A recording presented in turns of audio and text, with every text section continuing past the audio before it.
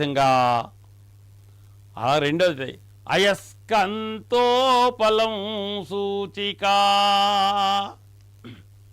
అయస్కాంత ఉపలం డ్రోన్ తిరుగుతోంది.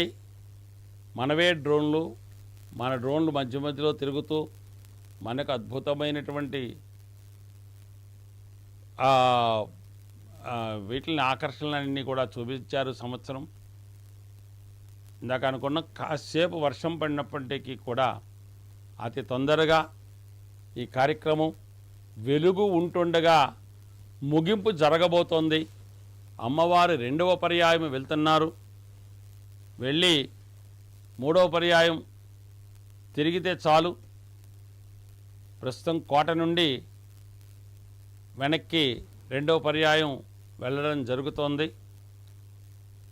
ఇప్పటికే జనాలు చాలామంది తగ్గుతారు కాబట్టి 3వ పర్యాయం ఇంకొంచెం వేగంగా జరగడానికి అవకాశం